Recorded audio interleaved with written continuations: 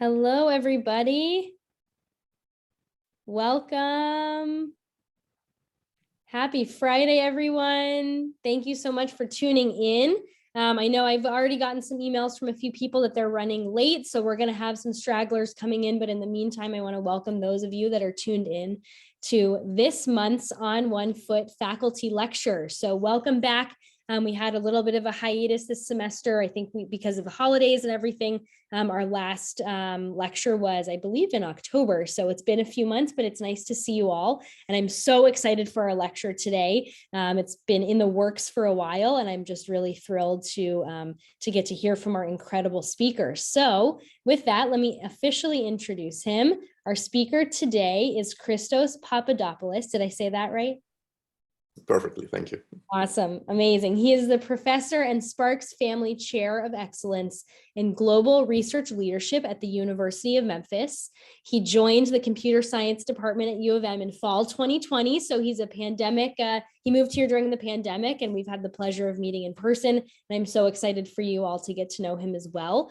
Prior to joining the U of M faculty, he was a professor of computer science at Colorado State University. So with that, I will officially pass the mic over to you. Professor, take it away. Thank you, Sophie. Thank you so much. Well, welcome everyone. I'm glad to see everybody here.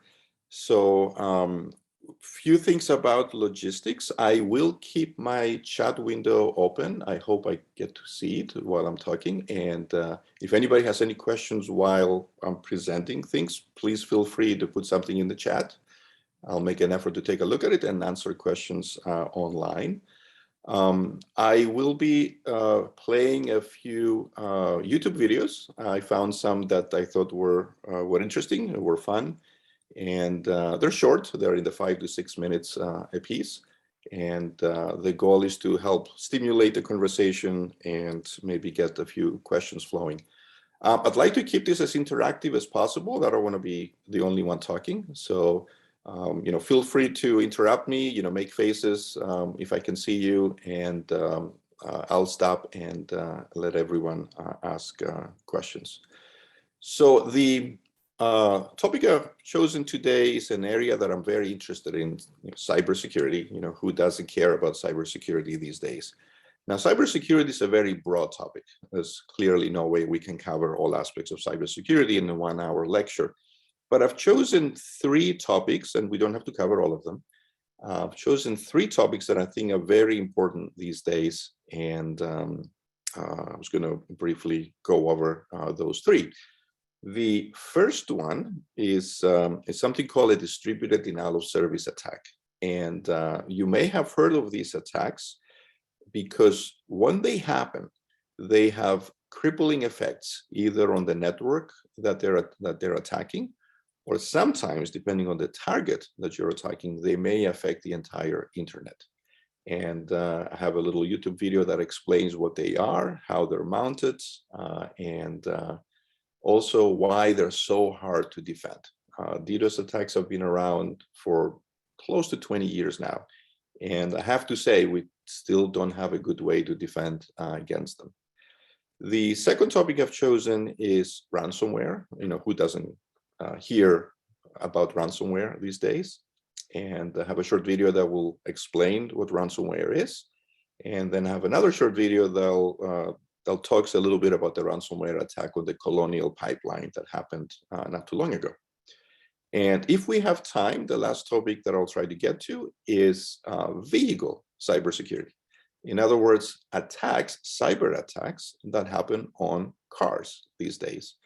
And as you will see, cars are becoming, we call them computers on wheels these days, but they're also very connected. They're connected to the cloud. They're starting to be connected among themselves. And as a result, they're very susceptible to cyber attacks. Okay. So any questions before we get started? Otherwise, I'll go on to start with our topics. Okay, let me see if I will try to share screen to get to our first video.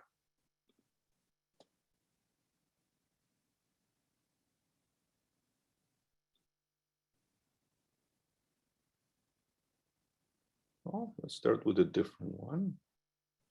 Give me just 1 second. And we will get, there you go. This is the one that I wanted. Oh.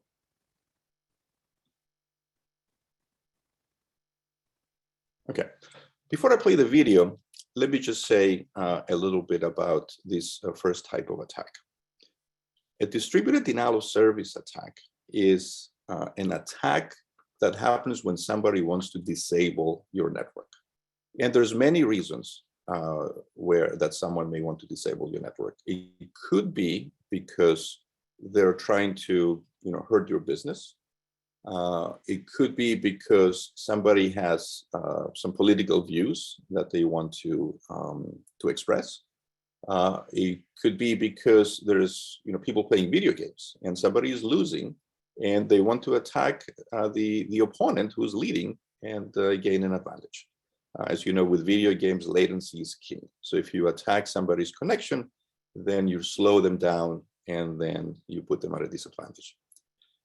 So DDoS attacks are extremely hard to defend.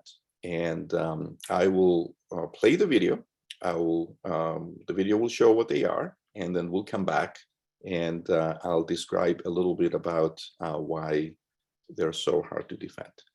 So let me go ahead and start. This is only about 5.5 minutes or so. So let's get it started and then we'll come back. Everyone, in this video, we're going to talk about DDoS and what it is. DDoS stands for Distributed Denial of Service.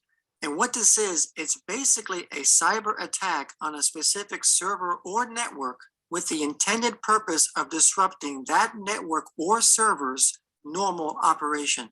And a DDoS attack does this by flooding the targeted network or server with a constant flood of traffic, such as fraudulent requests, which overwhelms the system, causing a disruption or denial of service to legitimate traffic. So for example, here we have a web server. And let's just say that this web server could belong to a company that sells their products over the internet. And over here, we have a couple of customers with their computers that are browsing the company's website, looking at the company's products or services. Now, let's just say that someone just wanted to do an attack on this company's web server. And let's just say that they're going to attack the server for whatever reason. For example, maybe they don't like the company, or they don't like the owners of the company, or whatever. So what happens is the attacker is going to use their computer and their program to attack this server and flood it with fraudulent data traffic to try and disrupt its service. Now, this is not a DDoS attack. This is just called a DOS attack, which stands for denial of service, because a DOS attack is an attack that's just coming from one source. Now, normally, a network or server is able to handle an attack from a single source because it's easier to pinpoint.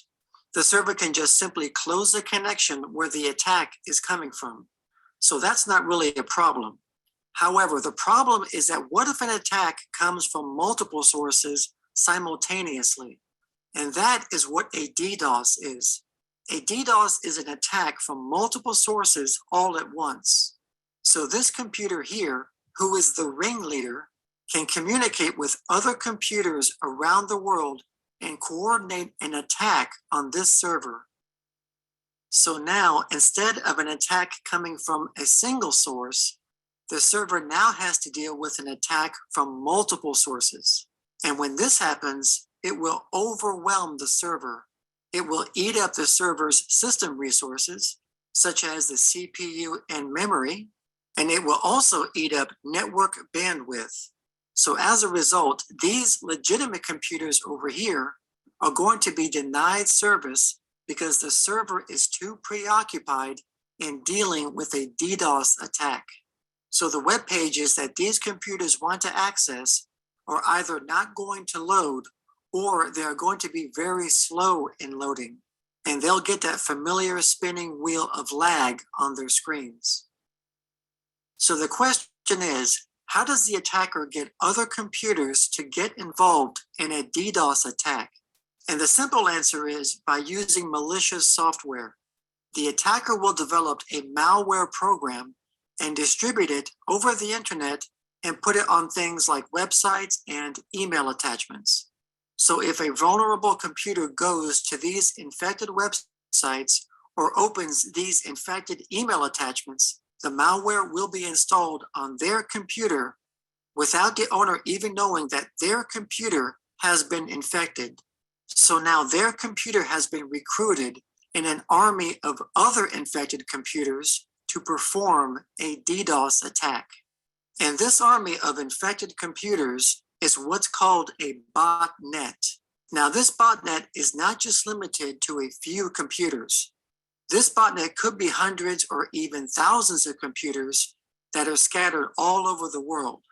So now this botnet can be controlled like an army, waiting to receive instructions from the attacker, who is now like a centralized command and control center for the botnet. And then the attacker can send out commands to all these computers and to tell them to attack at a certain date and time.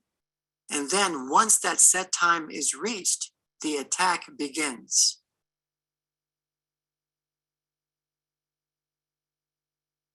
Now, a DDoS attack can last for hours or even days. It just depends on the attacker's intent. So another question is, why do people do DDoS attacks? DDoS attacks can happen for several different reasons. For example, it could be for financial reasons, and the attacker is DDoSing a competitor in the marketplace. It could also be for maybe political reasons. Maybe they don't like the targeted organization's beliefs. Or it could also be that maybe the attacker is just doing it for fun.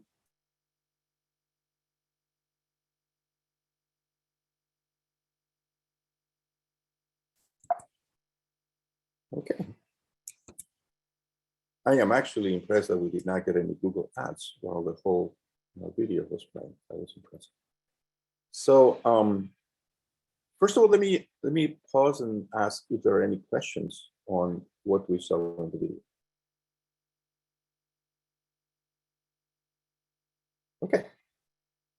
So hopefully that was interesting in the sense that it gave you an idea of what DDoS attacks are. But let me say a little bit about why they're so difficult to detect.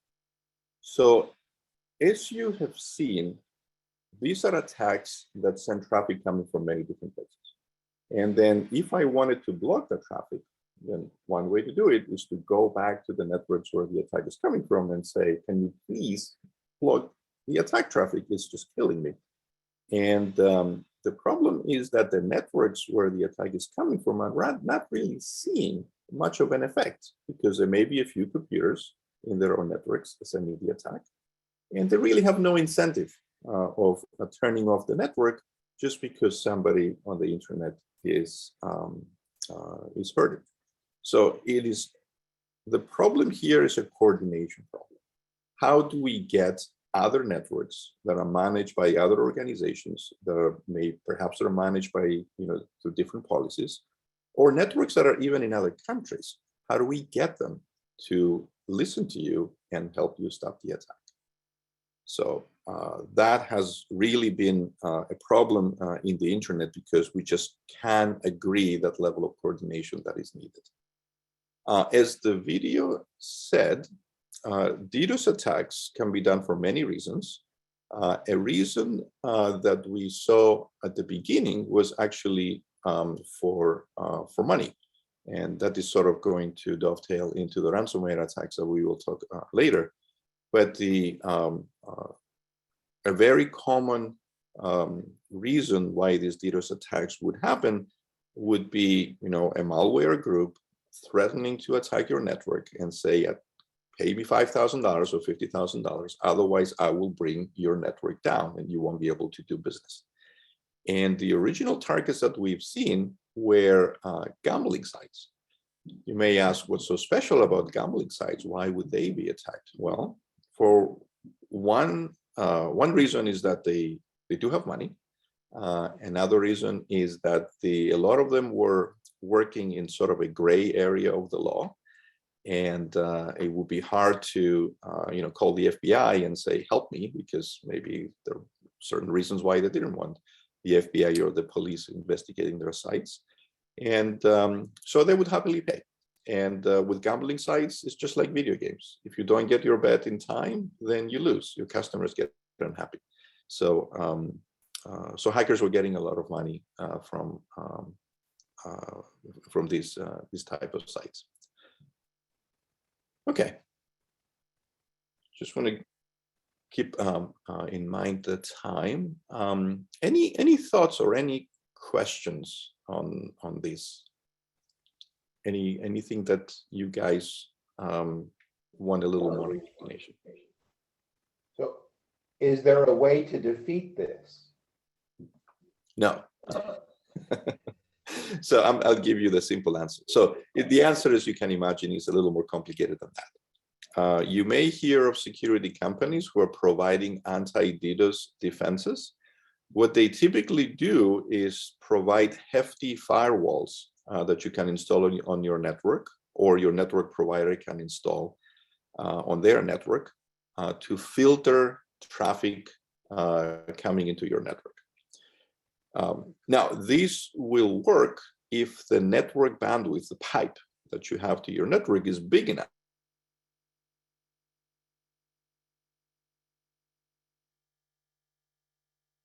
Traffic. The attack that you're getting is so much that it just simply overwhelms the network connection that you have. So that means that it's really hard to put that defense mechanism inside your network, because by the time traffic has reached your defenses, it has already tried to pass through your network link, which is saturated, and you've lost the game. Your provider is at a better position to do this because they can stop it upstream. But we had examples where even providers decided that it was just too much hassle. There was an example a few years ago, a website called Cristos Security. This is a well-known person in security who was exposing hackers and what they were doing. And one day they posted something that the hackers didn't like, and they attacked the website, which was hosted in the cloud. And you may hear from people saying, let us host your services in the cloud, you'll be safe from DDoS attacks. But the attack was so strong that the cloud providers eventually said, look, we can't afford to keep you in the cloud. We have to let you go. We can't afford to do this for a single person. So it's just the distributed nature of these attacks and is what makes them so hard. Okay. So we are doing a little bit of research in this area. So let me share something else to show you what we are doing. And by the way, I'm also using this as an opportunity to advertise the work that we are doing in case anybody is interested themselves, or they have people or students who are interested in joining our program. Yes, I am using this as a recruiting tool. I'm always looking for good graduate students who can join our program. And I will say that at the PhD level, we support our students. You don't have to pay tuition. Okay. So I'll be very brief on this one, but this is work that one of my students has been doing at the University of Memphis. And what she has been doing is to study alerts that are coming from a commercial DDoS tool and try to categorize them and understand what is going on. The name of the tool is Peakflow, and that's why this is called a study of Peakflow alerts. I'm going to skip a few slides just to get to the ones that are interesting for our talk. This is the network that we are monitoring, and the arrow shows that we are monitoring alerts coming from one of the carriers, the commercial carriers called Telias on Earth. Okay, a little bit about the methodology. We have over a year worth of alerts that we are analyzing, and we're grouping them. We're grouping alerts into attacks. So this is the first slide that I wanted to show, and this is a breakdown of the number of attacks per day that we are seeing. Each entry is, I believe, is a week or so, and the graph shows that we're seeing anywhere from 2 to I guess the graph on the right goes up to 18 or 19 attacks in a particular day. So these attacks are not rare. They do happen every day.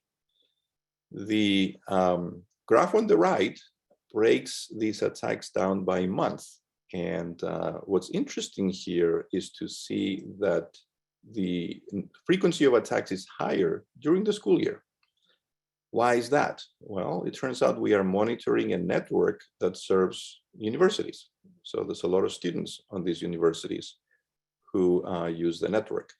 And our theory is that the reason we see so many attacks during the school year is that students are there, they use the network, and some of them engage in this type of activity. And we also suspect that a lot of these attacks happen between students who are playing video games and they attack each other. Okay. Let me see, these are some categorizations on the different types of attack. This is how many attacks each particular site has received. And as you can see, it can go up to 140. So there's some targets that are more popular than others. And then this is the attack rate. And we're looking at the highest attack is 3 gigabits per second. Compare that with a typical home connection that could be anywhere from 100 megabits to a gigabit. And this is the frequency of different attack types that occur. We have a lot more slides on analyzing these attacks. And we presented this at network operators. They were pretty excited to see this, because as it turns out, they really haven't had a complete picture of what attacks are occurring in their network. Okay. Okay, so this is all I was planning to say about DDoS attacks. If there's no questions on these, I was going to move to the wonderful topic of ransomware.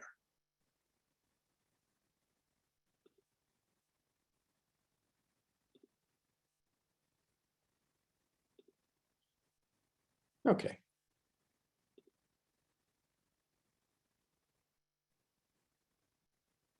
So I have 2 videos on this one. The first one is explaining what ransomware is. And so we'll watch this one, and then we will watch a video on the Colonial Pipeline incident. So let me go ahead and start playing this one first. It is from CNN, so I know it starts a little bit paying more attention to the news, but it does go into a little more detail on how ransomware attacks happen a little bit into the video. This threat is not imminent. It is upon us. Cyber attacks against TV stations, food and fuel suppliers, hospitals, water systems. These hacks have been happening for a long time. Ransomware attacks. After a ransomware attack. Ransomware cyber attack. Son, we're grabbing burgers for dinner. Of course, I knew at some point we were going to get to Google Ads, so let me just go ahead and skip them. Shut down. Ransomware. It feels like it's everywhere these days. It's caused gas shortages. It's disrupted our meat supply. But what exactly is ransomware? And what should you do if you're the victim of an attack? Ransomware is malicious software that encrypts data and then, of course, holds it ransom, right, until somebody pays off. But before you can even get to that point, the ransomware gangs need to get access into systems. There are multiple ways a hacker can break into a computer system. One of the most common ways is through a phishing email. And it can attempt to sort of fool or deceive the recipient of the email into thinking it's a real person on the other end. usually getting them to click a link or to download an attachment of some kind, which then might execute some malicious software. After the hackers gain access to a computer system, they then begin to encrypt the data on it. Encryption is similar to locking the data up, so no one else can get access to it without the key. And there's sort of a second step to this, and it's an extortion step, where if the victim refuses to pay the ransom for any reason, they'll also threaten to dump some of that data online. It sort of ups the ante, so to speak. In short, the hackers are demanding a person or a company pay them in exchange for the key to unlock their data, and often to stop the hackers from leaking any sensitive information. A study of ransomware attacks in the first quarter of 2021 showed that professional services like law firms, public sector like schools and governments, and the healthcare industry all were targeted by ransomware attacks the most. I would say that the trend has generally moved towards hitting larger organizations that have deeper pockets, for example, or the types of organizations that typically have very sensitive data. This is a Russian criminal group. It's originating in Russia. It's called Dark Side. Catching criminal hackers is tough. For one, they usually demand payment in cryptocurrencies, which are harder to track. One study estimated that roughly $350 million was paid out in ransomware attacks in 2020. And these hacks often originate from countries like Russia, where the US doesn't have an extradition treaty. Experts recommend strengthening your IT infrastructure by keeping systems up to date, by patching security vulnerabilities, monitoring for phishing emails, and having a plan for when a ransomware attack does occur. Companies can also buy insurance specifically for cyber attacks. You know, it would help to have a mentality that at just some point you're going to get hit by one of these things. And you need to know what your next move is and what you're going to do, and to think about especially how you would recover from an incident of this kind. Hackers can often demand high price tags to get your data back. Colonial Pipeline says it paid $4.4 million to hackers who held their systems at ransom. JBS is one of the world's largest food companies, and it says it paid out $11 million in response to a ransomware attack. The US government encourages people not to pay the ransom, since that could encourage more attacks. There's also no guarantee that attackers won't just release the data once the ransom is paid. The big question is, so what do we do next? Law enforcement can only do so much, and it might actually come down to negotiating with foreign countries like Russia. It's also possible that the United States military might step in here at some point and play a greater role in defense of the private sector. And so it's another possibility going forward. So my wife got me this weird. Okay. Expecting. There's really a very hard, it's really very hard to look at. All right, so we do have a question. Is there a way to determine if a computer or cell phone has been affected by ransomware if it has not previously showed any symptoms of being infected? And the answer is it depends on what type of ransomware the computer or cell phone has been infected with. But good ransomware these days, or effective ransomware these days, means that they will not give you a clue that your machine has been infected until they're done examining what's on your machine, encrypting everything, and then at some point breaking the news to you that your machine has been infected, and asking you to pay money. The way ransomware propagates is not unlike other malware, and it's typically done in an automated fashion. So there's computer programs out there that run on a large number of computers on the internet, and they hunt for vulnerable machines. So what they do is they have automated code that goes out on the internet, searches for a machine, and any machine that responds, they try to connect to it, and they try to determine what the machine is. Is it running Windows? Is it an Apple machine? Is it running Linux, and so forth? And they have a number of malware that have actually been publicized. and they try them to see if your machine is vulnerable to them. When you hear people say, update your machine, this is what they mean. Make sure you patch your machine so that known vulnerabilities will not allow this automated software to come in and break into your machine. Once the software breaks into your machine, then they makes a note of it. And then it tells the hacker, the human hacker, that here's a list of machines that I was able to break into. Then somebody will come in, get into your machine, start looking around, try to determine whose machine this is. Is this a target that's worth extorting, right? If the decision is yes, then they will initiate the whole process to encrypt all your files on your computer and then send you the message that says, pay me in Bitcoin or you'll never see your data again. So it is to the benefit, just to circle back and answer the question, it is to the benefit of the hackers not to alert you that there's malware on your machine. Otherwise, you may take some steps before the process had a chance to complete. It's a great question. How do they determine if you're a target worth pursuing? Well, that depends on the hacker. Obviously, if they realize that this is a machine that belongs to a corporation, and if they start looking around and they find little gems like payroll files, or if you break into a machine at a hospital and all of a sudden they say, look, there's some patient x-rays here, those must be of some value. Or if you're Colonial Pipeline and they realize, hey, look, this is a big gas company, and I'm now into their systems. They have deep pockets. So it all depends on the target. Some hackers will go after high value targets like these. Other hackers may go after small businesses. My wife's uncle, for example, has a small business and they get hacked. And they got the message. They said, pay me so much in Bitcoin or I will not release your files. Fortunately for them, they had backups. So they ignored the requests from the ransomware. They erased all the machines, restored everything from backup. It did take them a few weeks before they got back up, but they were lucky. They had backups that they could restore everything. Not everyone is as diligent or as lucky as they are.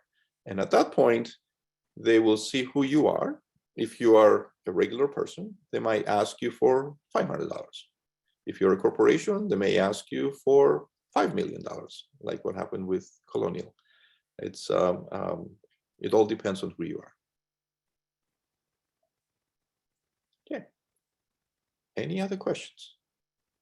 Great. Oh, here's one. Do backups need to be offline? Great question. Great question. So some of the intelligent malware would actually look for your backups. So if somebody jumps into your machine and then they discover a folder called backup, well, guess what? They're going to go into that folder and encrypt those files too. So it is a little bit tricky to ensure that you have backups that are not visible or are not accessible by any malware that will get on your computer. And that means possibly having different passwords. Don't use the same password for your backup as you use for getting into your machine. Or connect your backup only when you need it. So in most of the time it may not be online, and maybe the malware won't be able to find it, and hopefully they won't get to it and encrypt your files. So there are a few simple and effective ways to hide backups for malware. The biggest challenge is doing them.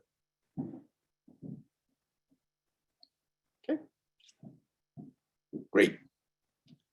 Any other questions? Okay. Oh, here's one. What is really going on when you receive a fake Facebook message from a friend saying, look what I found, with a link? I know not to link and let the person know, but what has actually happened to their account? Well, something may have happened to their account if the email actually came from their account, or somebody may be spoofing their account. They may be pretending to come, that the email is coming from their account. This is a whole new exciting topic about how you can spoof email. But it suffice to say that I can craft an email and send it to any one of you pretending to be anybody. And in most cases, that email will come to you. The way the email system works, it was one of the first applications that was developed on the internet. And as you may have heard, when researchers created the internet, they had innocent souls. They did not worry so much about security. And security came as an afterthought after people realized that we have a security problem. So the original email was very trusting in the sense that you could just look into any machine and send any email, which make it easy to deploy, but obviously with a lot of security problems. The best way to, so this is, these are called phishing attacks, right? They're sending you an email, they're trying to get you to click on a link, not paying attention to where that came from. The best defense that we know, and unfortunately is not a great defense, is to trust your instinct. If you see something that looks strange, and a lot of these phishing emails have either misspellings or they're not properly formatted, or they have some indications that something looks off, then if you see that, then by all means do not click on that email. Check with your friend, make sure that they actually sent the email.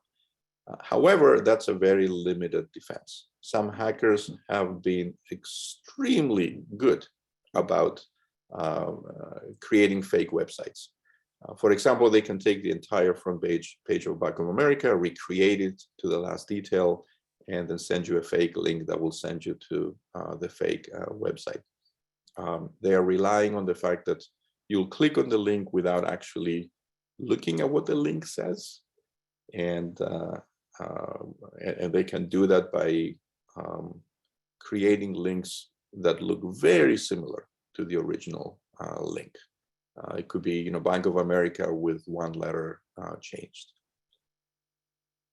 There was when I was at DHS, I didn't take part of this exercise, but when I was at DHS, there was an internal exercise where the IT folks at DHS send a fake email to everybody just to see who clicked on it. And I'm not going to tell you the results. They're pretty embarrassing. So these are cybersecurity people who should have known better.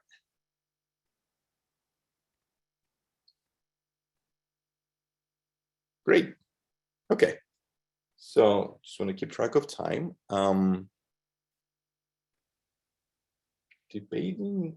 Let me do, I'm going to skip the next video. The next video was going to be, again, about the Colonial Pipeline hack, but it was more about a video that describes the pipeline hack and tries to downplay what happened. And I thought it was interesting because while what the video said is true, what they left out was important. So maybe I'll give everyone a choice. So I have that video that I can share. We can talk about that, or I can show another video that is, equally fun, maybe a little more, that talks about how people hack cars today. Any preferences in terms of what you want to see? I think we may have time for only one. I see car video with an exclamation mark. Great. Okay. I think that video is a lot of fun. Even though it's old, it is a lot of fun. It is a video that Wired magazine produced.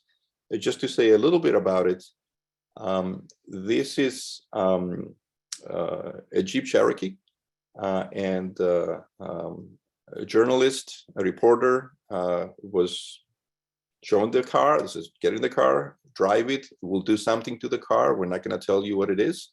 You go ahead and drive, and our hackers are sitting in their living room on their armchairs with their computers, and they have a few surprises for you.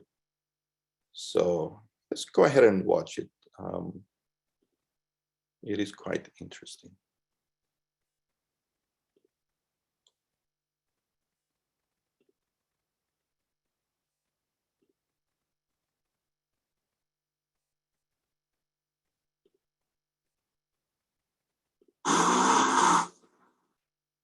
It's not fun to have your 2-ton SUV's brakes hacked just as you're. A house or a laptop? Of course, we're going to get commercials. Okay, hold on tight. Hold on. Oh. That's what I've learned from Charlie Miller and Chris Balasek, a pair of hackers who have spent the last year developing a piece of software that can wirelessly sabotage this 2014 Jeep Cherokee. It hasn't been altered in any way. There are no devices attached to it. But like many thousands of Jeeps around the world, it can be remotely hacked over the internet through a cellular connection to its entertainment system that would allow someone to take over its steering, its transmission, and even its brakes. To demonstrate that, I'm going to act as today's crash test dummy and drive it on the highway here in St. Louis, while Charlie and Chris hijacked its digital systems from Charlie's house miles away. They wouldn't tell me what they had plans, but they assured me that it wouldn't be anything life-threatening. Remember, Andy, no matter what happens, don't panic. It's not the first time I've driven a car while it's being attacked by these two hackers.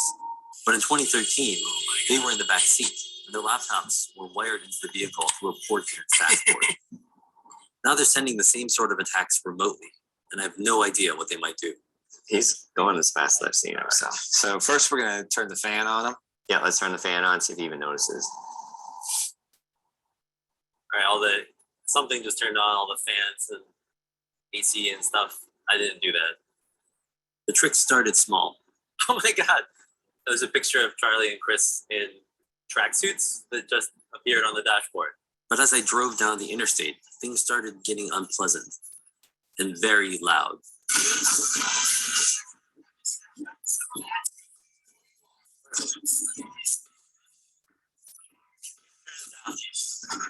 Such a fun video. Steve, I'll kick it off. The air conditioning is blasting, the music is blasting, and I can't see anything because of the windshield wiper fluid. Okay, do it. Do it. Kill the engine. So we're killing the engine right now. It says park sense. Actually, can't accelerate. I stomped on the gas, but the Jeep slowed to a crawl. It says 20 to 30 miles an hour, but I'm not going that fast. I turned on my hazard lights, but I was still stuck in the right lane with no shoulder to escape onto. Guys, I'm stuck on the highway. I don't know, I think he's panicking. He's not gonna be able to hear us with that radio. It's so loud. Guys, I need the accelerator to work again. The accelerator will work. It won't work. You're doomed. Seriously, it's dangerous. I need to move. You gotta turn the car off. Okay. Now you should be good to go. Semi drove by. All right, I'm gonna pull over because I have PTSD. Charlie and Chris have only tested the full range of their attacks on a Jeep Cherokee, but they say that hundreds of thousands of late model Chrysler vehicles may be vulnerable through a feature called Uconnect, an internet-connected computer in the dashboard known as its head unit. These cars, head units, expose a particular service that probably they didn't want to. It lets you do things like query it for information like the GPS or the VIN or all sorts of other things, but it also lets you just run commands. So you have to first break into the car remotely over the cell network and then move laterally if you want to do things like send CAN messages. And those are the messages that we can use to control things like steering or the windshield wipers or braking. They plan to release a portion of their exploit code at the annual Black Hat Hacker Conference next month. They've also alerted Chrysler, which is issuing a security patch. But they say a lot more needs to be done to protect a new generation of cars that are increasingly connected to the internet and potentially hackable. You guys basically brought this car to a standstill while I was driving on the highway, which I may never forgive you for. And that was just like an experiment. What do you think is the worst case scenario? We wanted to point out, to show that this attack has serious consequences for this vehicle. And so we did, attack you, but we did it in as safe ways we could. So we didn't want you to get hurt, obviously. That's why we're working, is to make sure that we figure out vulnerabilities, weaknesses, get them fixed. We're only two guys with one car, right? So, we can't look at every car, and we want to release this information because more people like us need to be focused on this problem. After their stunt on the highway, Chris and Charlie still wanted to show me a couple of other tricks. Below a certain speed, they can control the Jeep steering as long as it's in reverse, pop its locks, mess with the speedometer, and, of course, disable the brakes. Okay, hold on tight. Hold on. He's not getting out of that. So we're gonna be doing some pushing. Yeah, no, that's fair. That's how you drive in the Midwest. New Yorkers don't know how to do that. Meet Suvi. Okay. So I hope that was fun watching. So the video is kind of old. It's from 2016, but the attacks and the threats that it shows are still pretty current, in the sense that with our cars getting more and more connected today, and we want our cars to be connected. We want internet services in our cars. We want to be able to do things that require the internet, but at the same time that exposes cars to any threats that can come from the internet. You might say, well, why did this work? What kind of a design was this that made these particular attacks work? Well, those attacks have been fixed. I'll start by saying that, so to put everybody's mind at rest. The reason these attacks worked at the time was that the automotive industry was still thinking with the mindset that a car is an individual machine, is isolated, and the only way to do something to the car is to get near the car. You need physical proximity, and then you need to open up the hood and do something.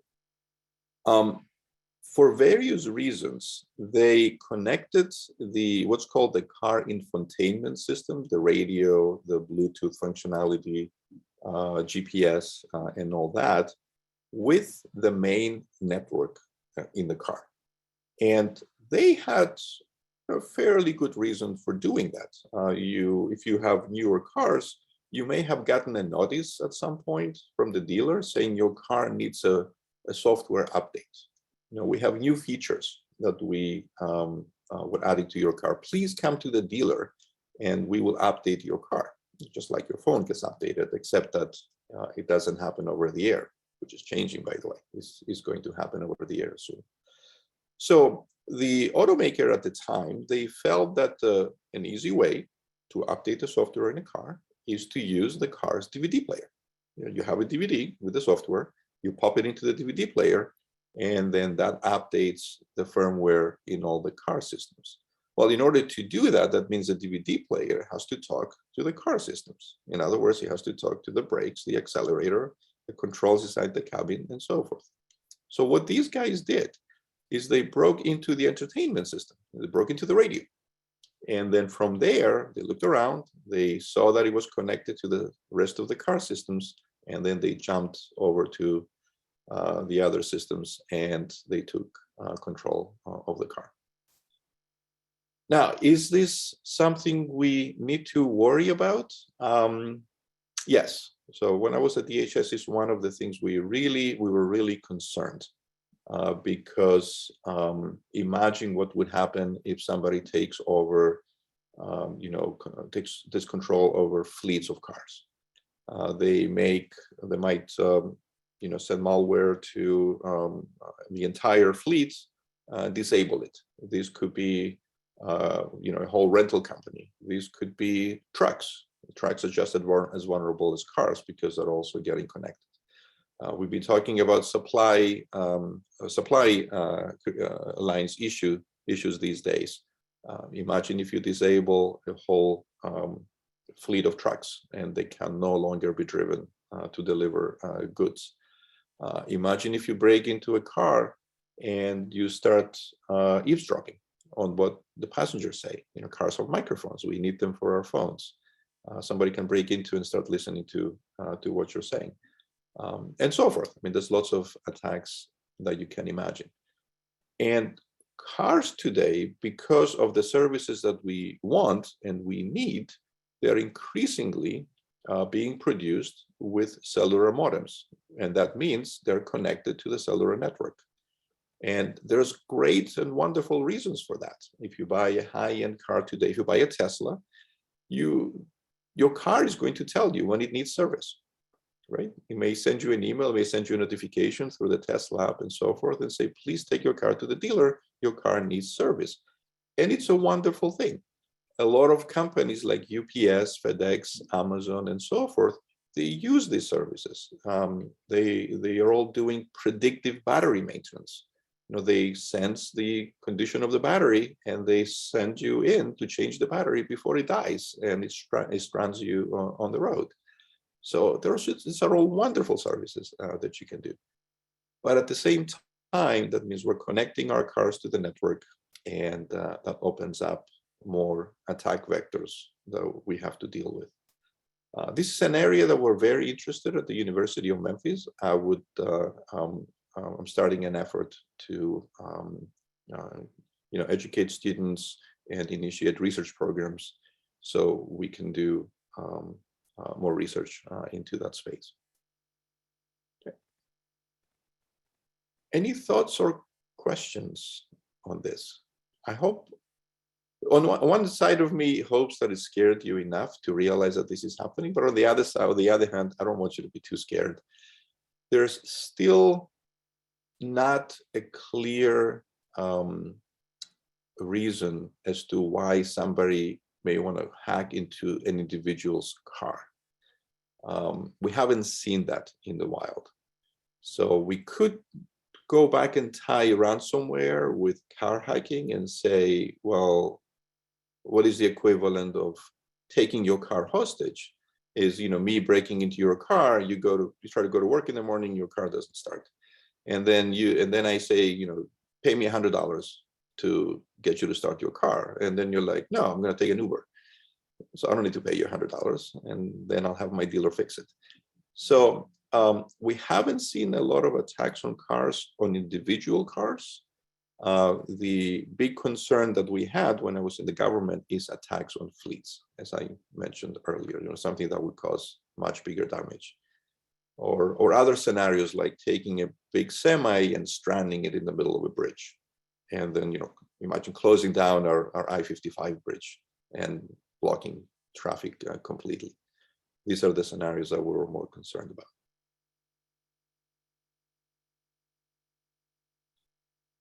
Okay, we have a few questions. How often are hackers caught? And I assume that means car hackers.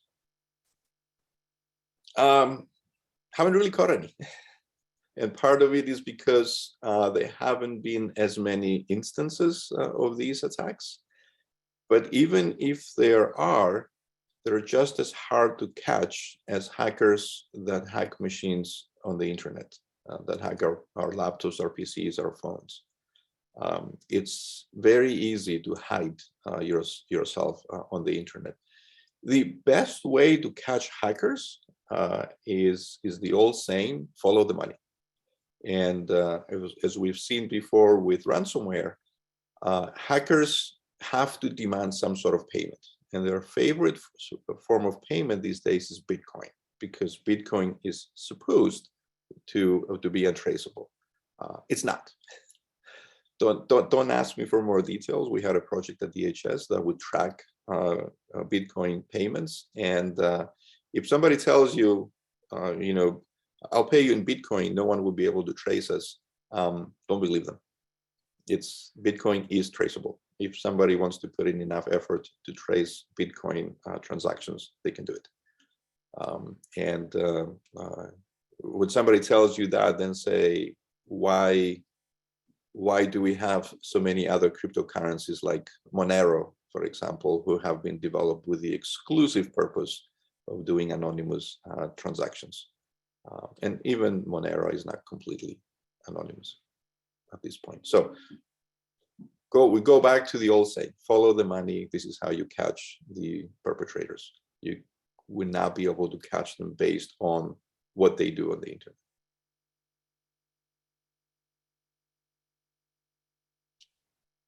Any other questions?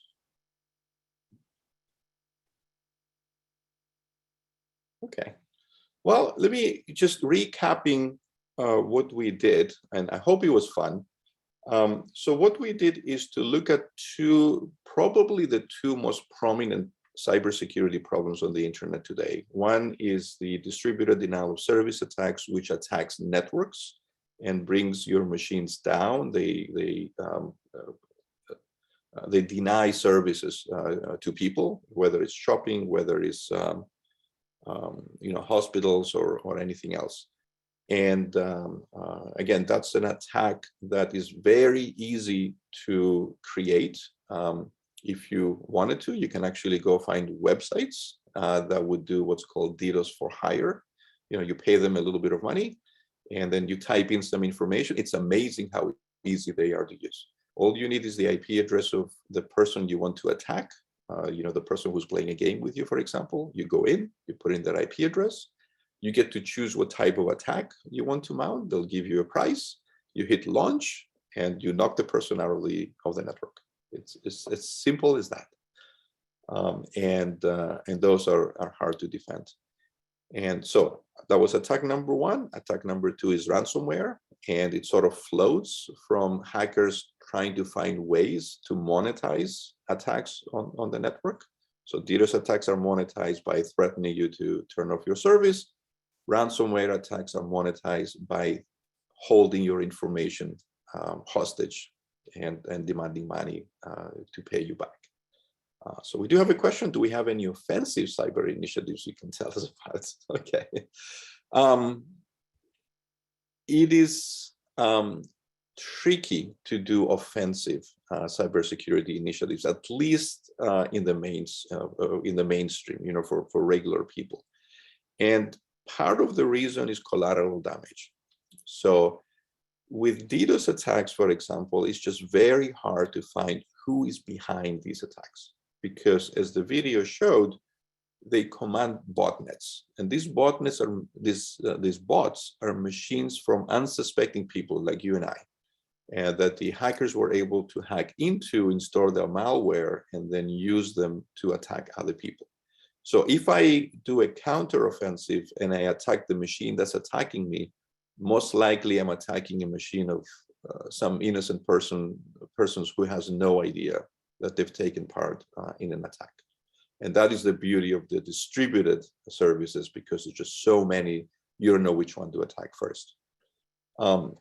For other more serious attacks, yes, there's tools out there that will allow you to attack back. The problem is that you're getting into a cat and mouse game, and that no one is going to win. So if I attack you, then I get you upset, I get you pissed off, then you attack me back, and then we get caught up in this endless loop where nobody can actually win. So counter initiatives are reserved for only special cases, and they're not used in general. There's a big debate actually about whether we should be using counter offensives or not.